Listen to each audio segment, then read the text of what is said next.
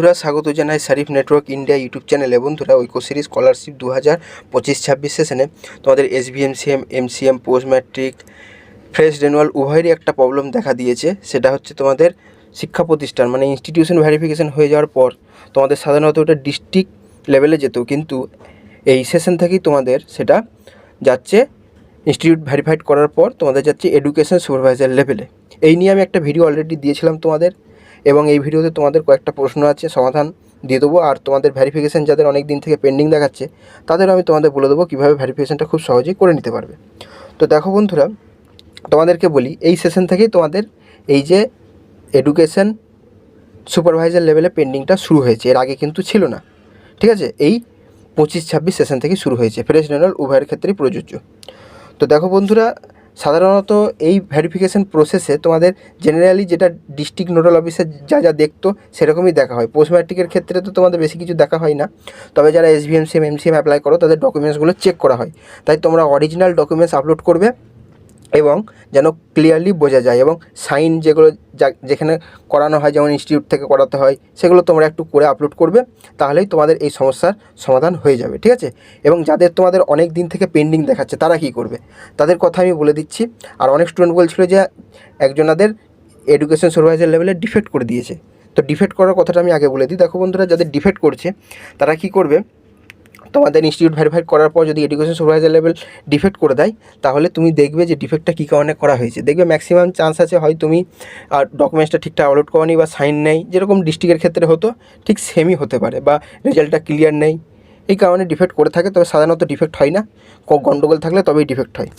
তো আরেকটা কথা বলে দিই যে এডুকেশন সুপারভাইজার লেভেল তোমার অ্যাপ্লিকেশনটাকে রিজেক্ট করতে পারে না। ঠিক আছে, হ্যাঁ অনেক দিন থেকে পেন্ডিং রাখতে পারে, ডিফেক্ট করে দিতে পারে, কিন্তু রিজেক্ট করতে পারে না। যেরকম ডিস্ট্রিক্টের ক্ষেত্রে ছিল ঠিক সেরকমই রয়েছে। তবে তোমরা ঠিকঠাকভাবে আপলোড করলেই এই সমস্যার সমাধান হয়ে যায়।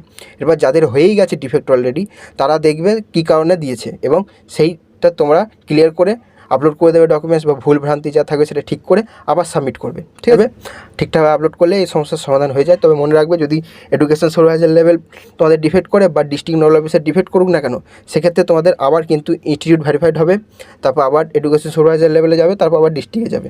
ঠিক আছে, এরপর তোমাদের এটা মেন প্রবলেম, সেটা হচ্ছে তোমাদের অনেকজনাদেরই এডুকেশন সুপারভাইজার লেভেলে দীর্ঘ 1 মাস 2 মাস ধরে পেন্ডিং দেখাচ্ছে। তাদের কী করব? তো প্রথমে আমি তোমাদেরকে বোঝানোর জন্য দেখিয়ে দিই। ক্রোম ব্রাউজার বা যে কোনো ব্রাউজারে এসে তোমরা ঐক্যশ্রী বলে সার্চ করবে। ঐক্যশ্রী বলে সার্চ করার পর এই ওয়েবসাইটটা চলে আসবে। ওয়েবসাইটের লিঙ্ক আমি ডিসক্রিপশন বক্সে দিয়ে দিলাম।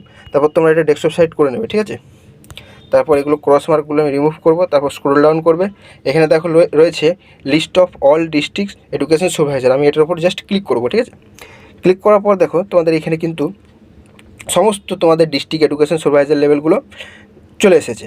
ঠিক আছে, এখানে অ্যাড্রেসও রয়েছে এবং মোবাইল নাম্বারও দেওয়া রয়েছে। তো ধরো তোমার বাড়ি পূর্ব বর্ধমান জেলায় এবং তুমি পড়াশোনা করো কলকাতায়। তো সেক্ষেত্রে কলকাতায় যেহেতু তুমি পড়াশোনা করো, তোমার শিক্ষা প্রতিষ্ঠানটা কলকাতায়, তাই তোমাদের কলকাতায় এডুকেশন সুপারভাইজার যিনি থাকবেন তিনিই কিন্তু এই ভেরিফিকেশনটা করবেন। তাই একটু ব্যাপারগুলো একটু মনে রাখবে। এখানে দেখো সমস্ত ডিস্ট্রিক্টের মোটামুটি দিয়ে দেওয়া রয়েছে, মোবাইল নাম্বার, অ্যাড্রেস দিয়ে দেওয়া রয়েছে। তো প্রথমে কী করবে, এই অ্যাড্রেসে তোমরা যদি যেতে পারো খুব ভালো হয়, না যেতে পারলে চিন্তা করার কিছু নেই। তোমরা সিম্পলি এই যে নাম্বারগুলো দেওয়া রয়েছে, এই নাম্বারগুলো তোমরা তোমাদের মোবাইলে সেভ করবে, তারপর হোয়াটসঅ্যাপে তোমাদের স্ট্যাটাসটা পাঠিয়ে দেবে। ঠিক আছে, তাহলেই তোমাদের কাজ হয়ে যাওয়ার কথা। যদি একান্তই না হয় তাহলে অফিস আওয়ারে এই সমস্ত নাম্বারে তোমরা কিন্তু কল করতে পারো, তাহলেও কিন্তু তোমাদের ভেরিফাই হয়ে যায়। আর যদি যেতে পারো, অ্যাড্রেস দেওয়া রয়েছে, যেতে পারো। আর একটি কথা তোমাদের বলে দিই, অনেক ডিস্ট্রিক্টেই দেখবে বা ম্যাক্সিমাম ডিস্ট্রিক্টেই দেখবে এডুকেশন সুপারভাইজার লেভেল যিনি, আর তিনিই ডিস্ট্রিক্ট নোডাল অফিসার। ঠিক আছে, অনেকজন আমাকে বলছিল দাদা আমরা এটা জানতে পারলাম। তো হ্যাঁ, আমিও জানি এই কথাটা। অনেক ডিস্ট্রিক্টেই কিন্তু এডুকেশন সুপারভাইজার লেভেল আর ডিস্ট্রিক্ট নোডাল অফিসার কিন্তু সেম। তাই এই বিষয়টা একটু মনে রাখবে। আশা করব এতে তোমাদের অনেকটা সুবিধা হবে। আজকে এখানে শেষ করলাম।